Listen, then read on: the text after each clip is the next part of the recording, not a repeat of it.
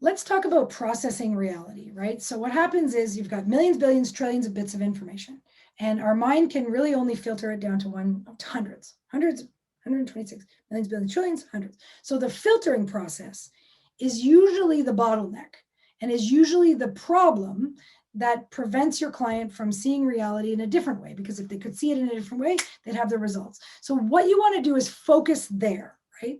So now, how is that sort of producing results, right? Like how can we understand how to produce results? We need a model. I'd like to propose a model.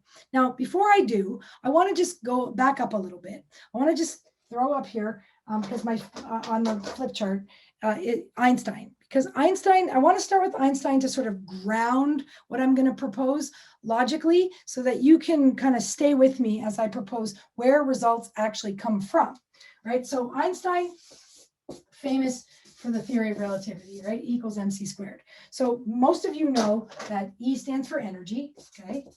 M stands for matter, and C is the speed of light, which is just a big giant number constant. It's not really that important.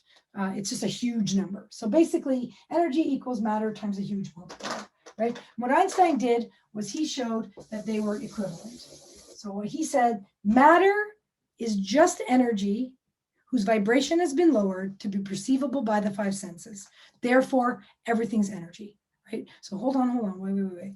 Matter is energy. Yeah, like, you think of your cell phone signals or whatever as energy. So matter is energy whose vibration has been lowered. So he's talking about the particles, right? So matter is energy whose vibration has been lowered. So the particles are shaking slower to be perceivable by the five senses: seeing, hearing, smelling, tasting, touching, right? So matter is energy whose vibration has been lowered to be perceivable by the five senses. So therefore, everything's energy, including this marker, right? It's just got a slower vibrating rate of the particles. Cool. So where do results come from? Well, everybody knows results come from actions. And so coaches think that their job is to teach the client actions, right? Everybody knows that actions precede results. So all coaching takes place here. And they think, well, as long as I can get the client to do something different, they'll get better results. But that doesn't always happen. In fact, the definition of insanity is doing the same things over and over again, expecting a different result. And the reason why is that that's not where results start. Sure, actions definitely do precede results. Yes, they do, but that's not the beginning. The beginning was proposed, this model was proposed by Thurman Fleet in the 1920s, so over 100 years ago now, that thoughts lead to feelings, feelings lead to actions, and actions lead to results. Now, here's why this is significant, because sure, changing your action will change your results, but it's not where it starts, right? Let's say I'm going to make you a cake. And so I go and I make a cake and I get the cookbook out and I'm following the recipe, but I'm also multitasking and I'm on the phone and I got a dog and kids and whatever. So then I throw the cake in the oven and I clean up. And then as I'm cleaning up, 10 minutes in or so, I get distracted by the phone and I come back and I go and I realize I forgot to put the eggs in the cake. Well, it's only been in the oven 10 minutes. Nobody's really paying attention. So I pull the cake out of the oven. I whip up the eggs. I kind of put them in the cake and I stick it back in the oven. Now, how many of you want my cake? Sounds disgusting, right? Scrambled egg cake in the middle of, ugh. Okay, but listen, I didn't put arsenic in the cake. I just put in eggs and I just put them in out of order. So it's still good enough. It's still a cake.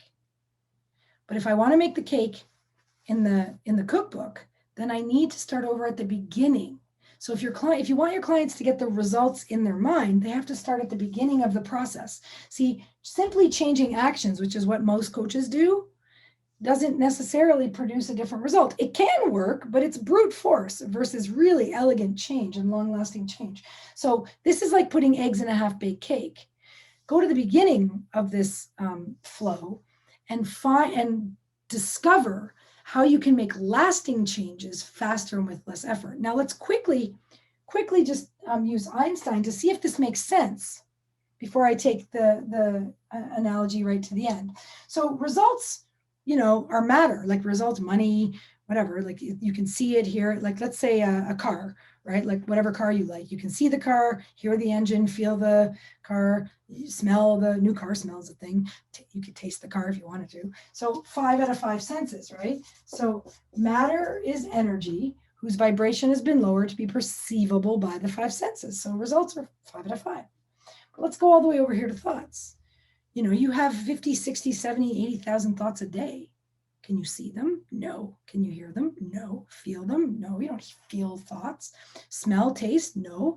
So 0 out of 5 senses. So that's more like E, and this is more like M. Well, what happens as we go down the model? So there you are, thinking 75,000 thoughts a day. They're all passing through your mind. And every once in a while, based on what you believe and the mechanics of your mind and your values and your meta programs and all this stuff, language, etc., you emote. You have an emotion. You have an emotional response to 1 or 2 or 10 or whatever of them. Can you see your emotions? No. Hear them? No. Feel them? Yes. Smell, taste? No. So 1 out of 5 senses.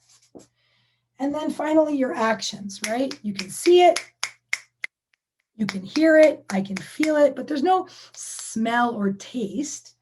So 3 out of 5. So basically what Fleet proposed was how thoughts eventually become results. That's cool. Here's the interesting part. This part takes place inside the meat suit. Okay, so that's the thinking and the feeling inside the meat suit. This state dictates what our behaviors can or cannot be, which therefore dictate our results. So if you want to be a good coach, sure, you better have tools. Absolutely, you need tools. There is no question, but that is not the only thing you need. You need to be able to work in the mechanics of the mind of your client, because this is often what needs to change in order to change the choices your client has for action to be able to change their results. This is a critical component missing from most clients. And the courses that we teach at greatnessu, they go into the mechanics of the mind so that you can be a more effective coach, thus enabling your clients to have more choices for the actions they are enabled to take to get their results. You need to work at the beginning of this flow, right? If you want to be the best coach in the world, learn some mind mechanics so that you can help your client get in touch with their resources faster and with less effort.